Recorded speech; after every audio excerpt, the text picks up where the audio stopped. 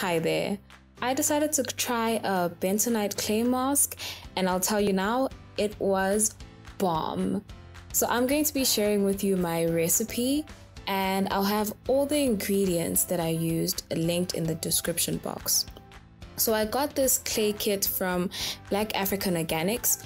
It comes with your raw apple cider vinegar, as well as a mix of sweet almond and castor oil. The apple cider vinegar helps to add to the cleansing properties of the bentonite clay, because I do use apple cider vinegar as a scalp rinse. So this is very good for your scalp as well.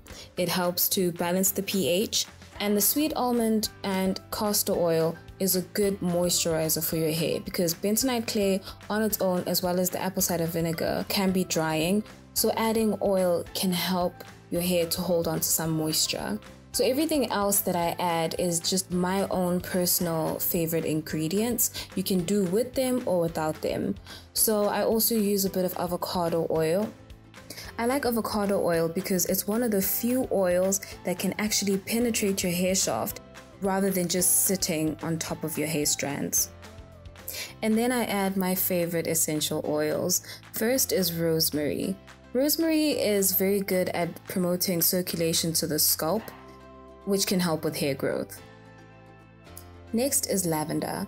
Lavender is antimicrobial, so that's really good for your scalp. And it has anti-inflammatory properties, which helps with the health of your scalp, and a healthy scalp promotes hair growth. And then it's my favorite, tea tree oil. Tea tree is good for curbing dandruff, and it's good for the overall health of your scalp. And now for some of my favorite Ayurvedic herbs. First, it's amla.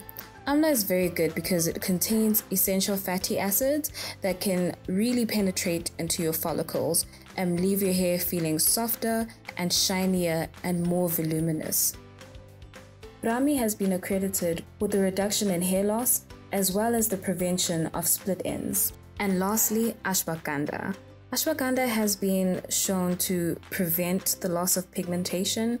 It also helps with the overall health of your scalp and your hair shaft. So your clay mask, it really does not need to have so many ingredients.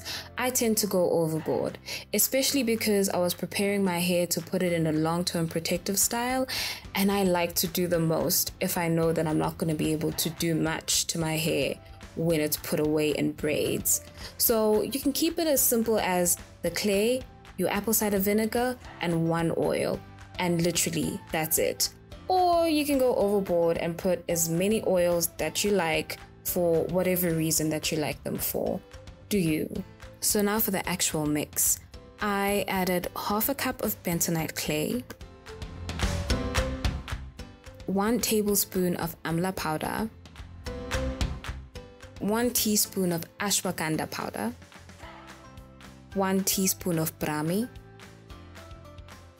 1 cup of apple cider vinegar, and then I just let the apple cider vinegar sit without touching it, without mixing it, for a good few minutes so that it bubbles and it mixes on its own.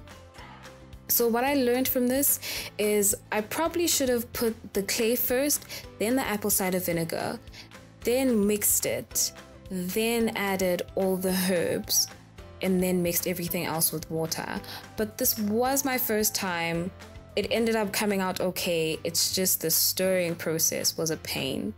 So I added 1.5 cups of water and I stirred. I had to stir so much because some of the herbs didn't mix so well with the apple cider vinegar. They would have done better had I just mixed it with water. But it's okay, I finessed it, it worked. So as you can see, I'm stirring with the back of the spoon, just pushing whatever clumps or lumps, because the clay does tend to clump also by itself and have lumps. So in order to crush the lumps, I would just squish them on the side of the bowl. And it's important to note that I am using a plastic spoon to stir. Apparently any metal will cause some kind of reaction. I didn't want to try it because I didn't know what was going to happen. And now to add your oils. I started with 1 tablespoon of the sweet almond and castor oil mix, and 1 tablespoon of avocado oil, and 5 drops of tea tree oil, rosemary essential oil, as well as your lavender. So as you can see, I got a nice, not so thick consistency. I wanted it to be a bit runny so that the application process is easier. So I had my hair in twists. It was dirty. I had kept it in these twists for the entire week. So I started the application from the scalp, and then I used my hands to get it to the rest of my hair. So because this is a cleanser, I'm not going to be using shampoo, and that's why I'm getting this onto my scalp as well. This is the only way that I'll be washing my hair today.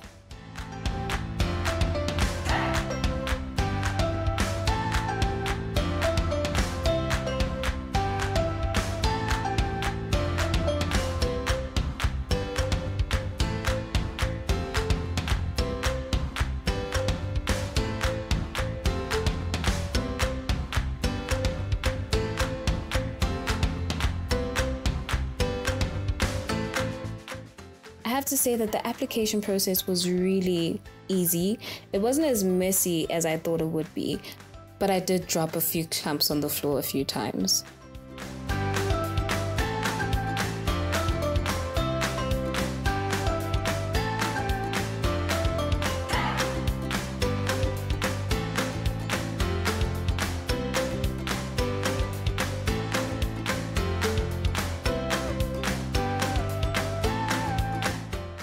It's very important to note that you don't want your bentonite clay to dry in your hair. So after I was done with the application process, I put a plastic cap over my hair and then I left it on for about 30 minutes to an hour before washing it out.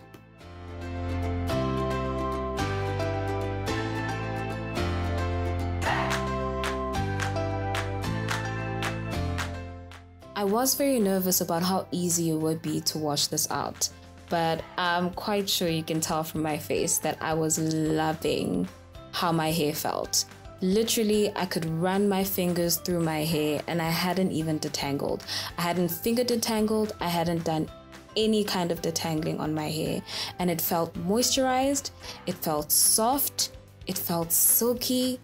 I have never used any cleanser that has left my hair feeling this good, literally ever. I was definitely very impressed, and I'm definitely going to be incorporating clays into my wash days. Let me know in the comments below if you've tried to use bentonite clay. Do you like it? What are some of the ingredients that you're adding to your clays to take your clay game to the next level? If you like this video, don't forget to subscribe and share it with your friends. Bye!